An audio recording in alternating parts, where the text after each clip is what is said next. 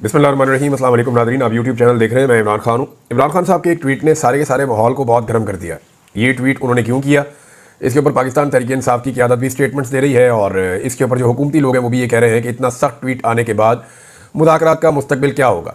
इमरान खान साहब की कोई असेसमेंट है वो मैं आपके साथ शेयर करूँगा, लेकिन पहले मैंने पिछले वीलॉग में आपसे कहा था कि हमारे कुछ सहाफ़ी दोस्त हैं, अब वो ये बार बार शिकवा करते हैं, उन्हें एतराज़ है कि सोशल मीडिया पर पाकिस्तानी अवाम उन पर तनकीद क्यों करती है।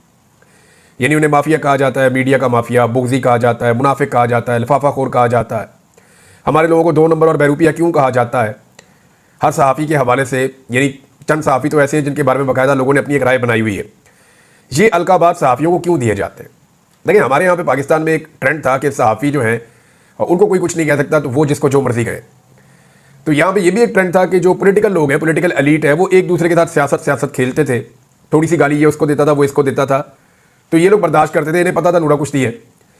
लेकिन जैसे ही इसके बीच में एक मिडिल क्लास का आदमी आया और उसने कहा कि तुम भी चोर हो, तुम भी चोर हो, तो इन्हें बहुत बुरा लगा। यानी अगर नवाज शरीफ बेनज़ीर को चोर कहे और बेनज़ीर नवाज शरीफ को चोर कहे, दोनों बर्दाश्त कर लेते हैं। लेकिन नीचे से अवाम उठे और उठ के जरदारी को और नवाज शरीफ दोनों को चोर कहे, तो वो अवाम का दिया हुआ ताना बर्दाश्त नहीं करते कि ये कीड़े मकोड़े कैसे हमें चोर कह सकते हैं।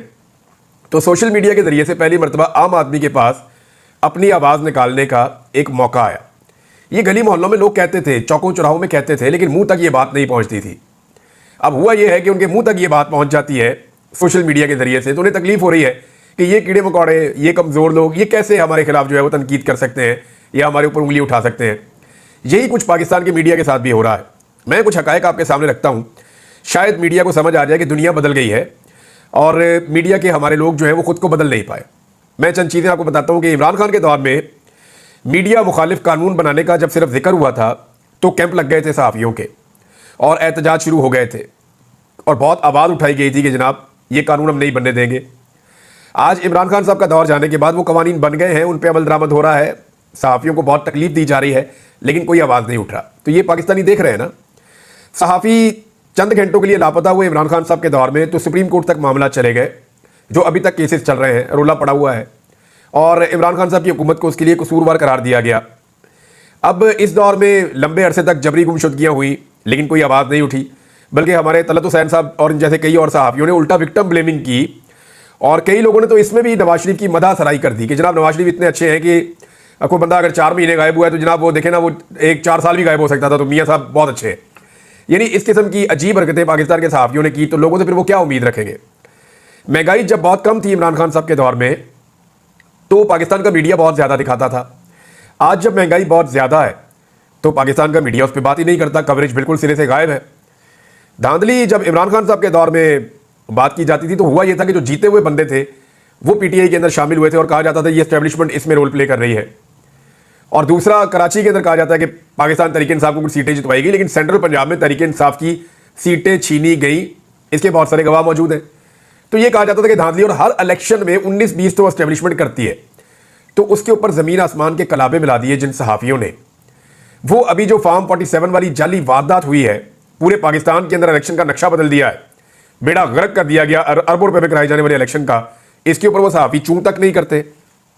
तो हम देख रही है कि सारी दुनिया को पता है पाकिस्तान में धांधली हुई है, लेकिन पाकिस्तान की मीडिया को सांप सूंघा हुआ है। अब कैप्टन सफदर का दरवाज़ा टूटता है कराची में, मरियम नवाज उनके साथ मौजूद होती है, कैप्टन सफदर को गिरफ्तार करना मकसद होता है। तो इस मामले को लेकर, और एक मामला और था, फरियाल तालपुर को रात के वक्त जेल में शिफ्ट किया गया था, ज़मीन आसमान के कलाबे मिलाए गए और इसको जुल्म अजीम करार दिया गया।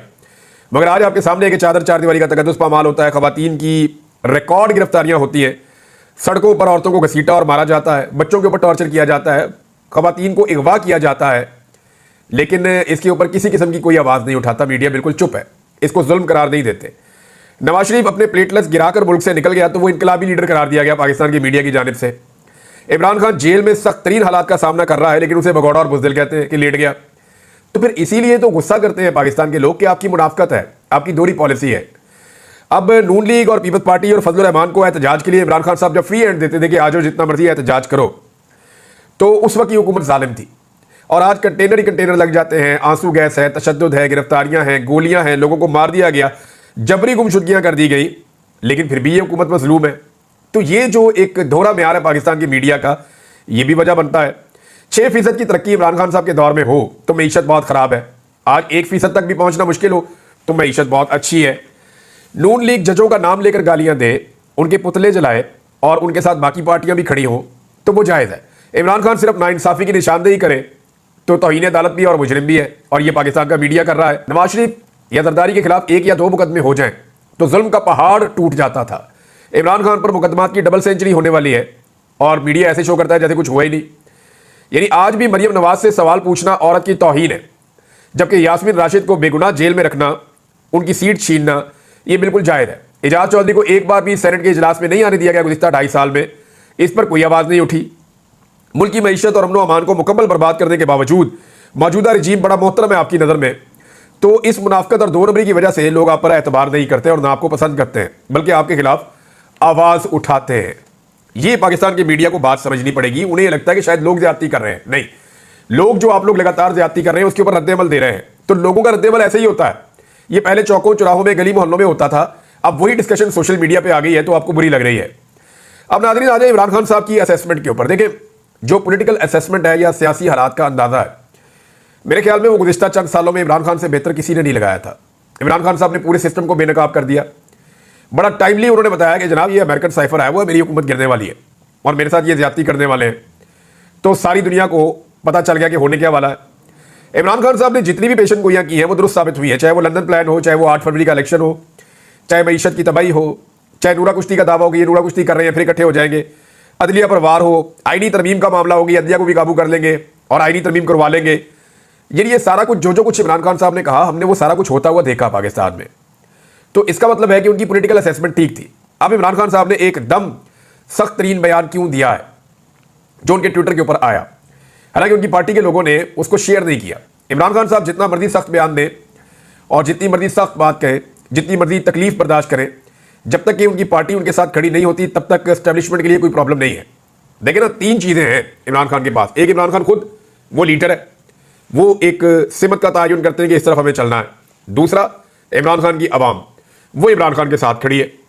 तो इमरान खान और आवाम तो एक तरफ खड़े हैं, लेकिन पाकिस्तान तहरीक इंसाफ की जो क़यादत है उनमें अक्सरियत इमरान खान के साथ नहीं खड़ी और वो इमरान खान के बयानिए का बोझ नहीं उठा सकते।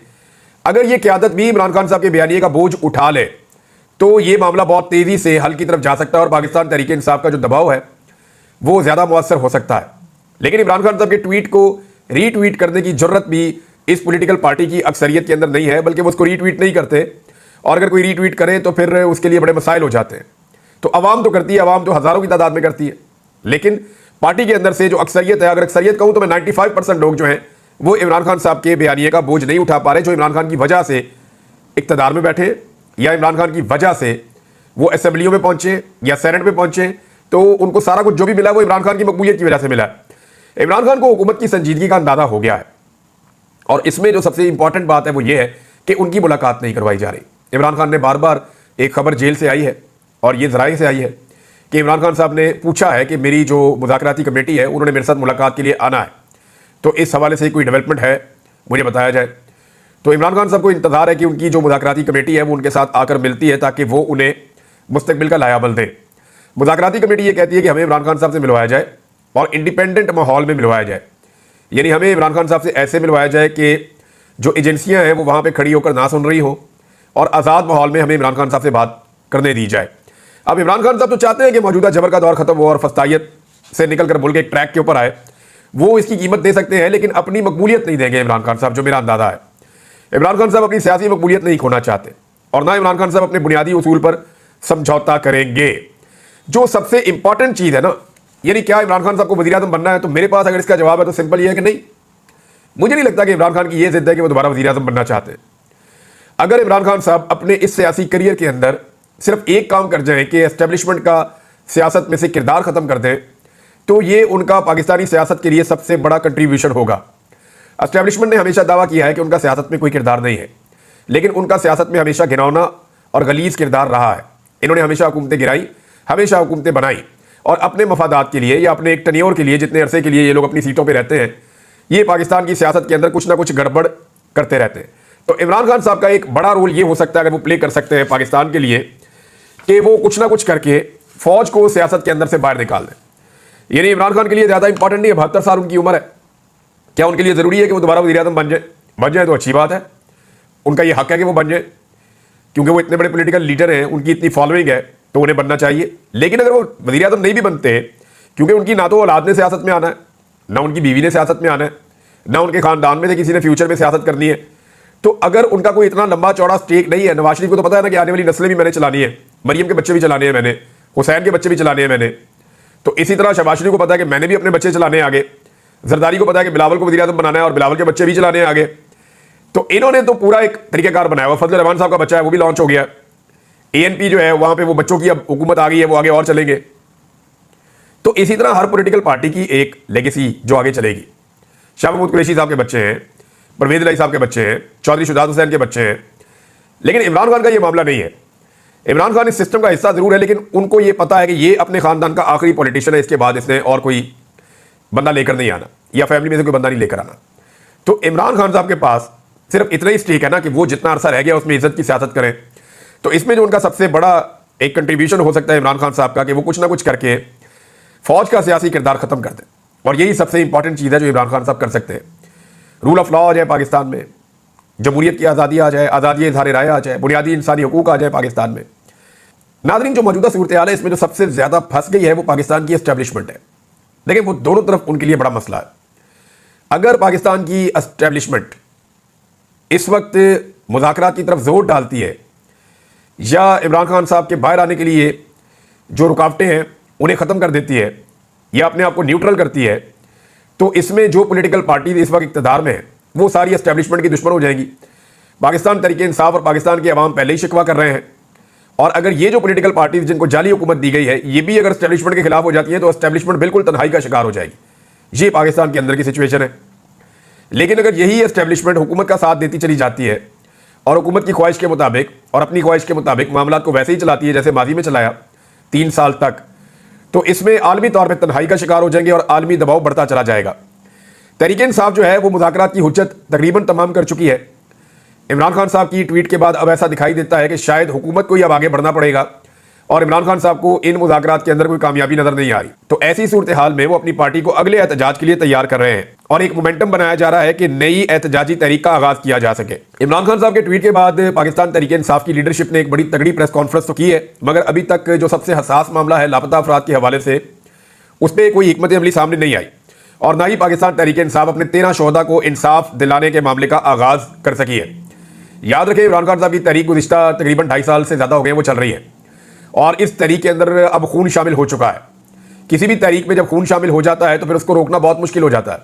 13 लाशें पाकिस्तान तहरीक इंसाफ ने दफनाई हैं, जबकि उनके बकौल उनके 50 के करीब लोग अभी तक लापता हैं, और हुकूमत जो है उसके लिए एक के बाद एक बुरी खबर आती चली जा रही है।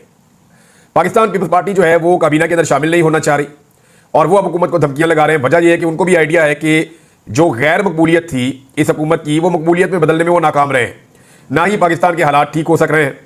अभी जो 2 खबरें आई हैं मेरे पास, इन 2 खबरों को अगर आप देखें तो एक तो गवर्नर स्टेट बैंक ने इंकशाफ किया है, siyaasat.pk ने इसको छापा कि ज़र मुबादला ज़खायर मुस्तहकम दिखाने के लिए स्टेट बैंक ऑफ पाकिस्तान ने मकामी मार्केट से रिकॉर्ड $9 अरब खरीदे हैं। ये बहुत बड़ी खबर है, इसकी तफसीलात मैं आपको बाद में बताऊंगा, इसका इंपैक्ट क्या होगा, ये चीज़ें आपके सामने मैं रखूंगा। कतर एयरवेज ने पाकिस्तान में अपने दफातर बंद कर दिए हैं। ये भी रोजाना कोई ना कोई बड़ी कंपनी, कोई ना कोई बड़ा इदारा जो है वो पाकिस्तान को छोड़कर जाता है, और पाकिस्तानी बहुत बड़ी तादाद में पाकिस्तान को छोड़कर जा रहे हैं। यहां से ब्रेन ड्रेन हो रहा है, लोग अपना पैसा निकालकर पाकिस्तान से बाहर ले जा रहे हैं। अगर आप सिर्फ UAE का डाटा चेक करेंगे, पाकिस्तानियों ने गुज़िश्ता 1 साल के अंदर यानी 2024 में कितने पैसे की जायदादें सिर्फ UAE में खरीदी हैं, तो आपके रोंगटे खड़े हो जाएंगे। अब सबको अपनी अपनी मकबूलियत की पड़ी है, तो मरियम नवाज ने भी एक जालसाजी शुरू की है, और वो जालसाजी ये है कि वो मुख्तलिफ जगहों पर जा रही हैं, प्लान्ड इवेंट्स कर रही हैं, और उसकी बुनियाद के ऊपर चंद नौजवानों के बीच में अपने आप को घेरा डलवा के वो ऐसे कैमरे से फुटेज बनवा के अब ये तासर बना रहे हैं कि PMLN की मकबूलियत वापस आ रही है। और इसमें भी कुछ सहाफ़ियों को भी शामिल किया गया है, जो आने वाले दिनों में दानिश्वर हैं, ये कहेंगे खुल खुला के जनाब देखें, मरियम नवाज की शबाना रोज़ मेहनत की वजह से जो नून लीग की मकबूलियत कम हो गई थी वो मकबूलियत पंजाब में वापस आ रही है। ये चीज़ें आप सुनेंगे आने वाले दिनों में। हमारे बहुत सारे सहाफ़ी ऐसे हैं जो ये बातें करेंगे। अब मैं स्पेशली सुहेल बड़ाइश साहब और इनके जो सोच के लोग हैं वो लोग आपको ये कहते हुए नजर आएंगे कि नून लीग की मकबूलियत मरियम नवाज वापस लेकर आ रही है। लेकिन यहाँ पे एक जो है वो लेटर सर्कुलेट कर रहा है। तो मरियम नवाज ने झूठ बोला, वो झूठ मैं आपके सामने रख देता हूँ क्योंकि बार बार इनको झूठ बोलने की आदत है। गलत बयानी इन्होंने की कि सरगोदा में कार्डियोलॉजी अस्पताल जनाब हमने बना दिया और हमने ये शुरू कर दिया है, और इसका नाम जो है वो नवाज शरीफ के नाम पे रख दिया है। लेकिन जो हकीकत है वो ये है कि 2022 में चौधरी परवेज लाई ने कार्डियोलॉजी अस्पताल सरगोदा का आगाज किया था पाकिस्तान तहरीक इंसाफ के दौर में 2022 के इख्तिताम से पहले। तो मरियम नवाज ने इसको अपने खाते में डालने की कोशिश की, लेकिन पाकिस्तान तहरीक इंसाफ ने सारा रिकॉर्ड निकाल के सामने रख दिया। शहबाज शरीफ ने भी जो वेंटिलेटर्स पाकिस्तान में बन रहे हैं उनको अपने खाते में डालने की कोशिश की, लेकिन पाकिस्तान तहरीक इंसाफ के सोशल मीडिया ने 2020 की खबरें निकाल के सामने रख दी कि जनाब आज से 4 साल पहले पाकिस्तान तहरीक इंसाफ के दौर में ये प्रोजेक्ट मुतारिफ हो चुका है और पाकिस्तान वेंटिलेटर्स बना रहा है। मैंने उस दौर में वीलॉग भी किया था जब दुनिया को वेंटिलेटर्स की बहुत ज्यादा जरूरत थी। उस वक्त पाकिस्तान ने कुछ एक्सपोर्ट्स भी शुरू की थी और बहुत सारी दीगर मशीनरी और वेंटिलेटर्स पाकिस्तान ने तब बनाए थे 2024 में। लेकिन अब ये दावा कर रही थी पहली दफा पाकिस्तान ने अब बनाया, तो ये झूठ बोल रहे हैं। तो ये 2 झूठ जो है वो इन्होंने 24 घंटे में बोले। और एक और चीज मैं आपको बताता हूं कि जब भी मरियम नवाज किसी तालीमी इदारे में जाती है तो वो पूरा तालीमी इदारा बंद कर दिया जाता है, चाहे वो पंजाब यूनिवर्सिटी हो या कोई और इदारा हो। अभी ये जो एक सर्कुलेशन सामने आ रही है, एक लेटर सर्कुलेट कर रहा है, इसमें जनाब बताया गया है कि तलबा को छुट्टी है जी, क्योंकि मरियम नवाज आ रही है यूनिवर्सिटी में। डीसी को और डीपीओ को बेचारे को मुसीबत पड़ी हुई होती है, मरियम नवाज को पहुंचाया जाता है, जितने तलबा हैं उनको छुट्टी दे दी जाती है। यानी कैसी अजीब बात है कि यूनिवर्सिटी में वज़ीर आला ने आना है और तलबा की छुट्टी, आप नहीं आ सकते क्योंकि वज़ीर आला ने आना है। और वहां पे जो है वो सहाफ़ियों की भी छुट्टी, मकामी सहाफ़ियों को भी इजाजत नहीं है, अपने साथ जो सहाफ़ी चंद लेकर आने हैं उनको ही लेकर आना है, जो उस इलाके को नहीं जानते, जो वहां के लोगों से बातचीत नहीं कर सकते। तो सहाफ़ी भी फारिग, तलबा भी फारिग, और अपने बंदे वहां पे बैठा के या तलबा का एक ग्रुप बैठा के जिनको डरा के धमका के वहां पे पूरा इवेंट कर देना और बाद में फोटो सेशन करके रोला डाल देना कि जनाब बहुत ज्यादा मकबूलियत हो गई है। तो ये अब इनका तरीका वारदात है, अभी तक ये चल रहा है। एक चीज अभी शेर अफजल मरवत ने बताई है और पाकिस्तान तहरीक इंसाफ इसको क्लियर कर चुकी है कि 5 इमरान खान साहब को अब तक ऑफर्स की गई है। एक पाकिस्तान से बाहर जाने की ऑफर है वो 3 मरतबा की गई है, और जेल से बाहर निकालकर बनी गाला या दीगर जगह पे शिफ्ट करने की जो ऑफर है खैबर पख्तूनख्वा में, वो ऑफर भी 2 मरतबा की गई है।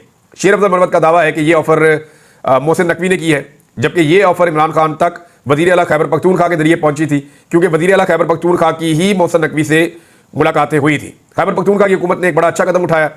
पश्तून तहफ़्फ़ुज़ मूवमेंट को कलअदम करार दिया गया था वफाकी हुकूमत की जानिब से। तो खैबर पख्तूनख्वा की हुकूमत ने यह फैसला किया है कि वो इस पर नजरसानी के लिए वफाकी हुकूमत से रब्ता करेगी। किसी भी पोलिटिकल पार्टी को या किसी भी जमात को इस बुनियाद पर कलअदम करार नहीं देना चाहिए कि आपको उनकी पॉलिसी पसंद नहीं है। ये कोई मुसल्ला ग्रुप थोड़ी है। पश्तून तहफ़्फ़ुज़ मूवमेंट गैर मुसल्ला लोग हैं और वो अपने हक के लिए आवाज़ उठाते हैं, बड़ी ज़ोरदार आवाज़ उठाते हैं। उनके मुतालबात सुने जाने चाहिए, उनकी जायज़ बातें मानी जानी चाहिए। पूरा खैबर पख्तूनख्वा उनके जरगे में उनके साथ खड़ा हुआ था, तो ये बहुत अहम चीज़ है। लिहाजा उनके ऊपर पाबंदी लगाने की बजाय उनके साथ बैठ के बात करनी चाहिए। कासिम सूरी का एक ट्वीट है जो मैं आखिर में आपको पढ़ के सुना देता हूँ। वैसे तो एक लेटर भी है मेरे पास जो जेल से कैदियों ने लिखा है, और वो जो लिख रहे हैं ये बल्कि ज़्यादा ज़रूरी है। पाकिस्तान तहरीक इंसाफ के तमाम कारकुनान ने भूख हड़ताल कर दी है जो पकड़े गए थे इस्लामाबाद से, और उन्होंने कहा जी खाना पीना में सही नहीं मिल रहा, खाने में कीड़े मकोड़े होते हैं। दूसरी बात यह है कि 27/11/2024 से लेकर अब तक हमें जज के सामने पेश नहीं किया गया। गैर कानूनी FIR है, हमारी जमानतें क्यों नहीं हो रही हैं? झूठ पर मबनी FIR, जुल्म की इंतहा हो रही है। जेल में 8/9 की चक्की में 10-10 बंदे बंद कर दिए हैं। पंजाब हुकूमत और अदलिया कानून के मुताबिक हमारे साथ पेश आए, कानून और आइन की बालादस्ती तक हमारी भूख हड़ताल जारी रहेगी। ये जनाब पाकिस्तान तहरीक इंसाफ के वर्कर जो जेल में कैद हैं वो इस सूरत हाल का सामना कर रहे हैं। नाज़रीन, अब तक के लिए इतना ही। अपना ख्याल रखिएगा, अपने इस चैनल का भी। अल्लाह हाफ़िज़।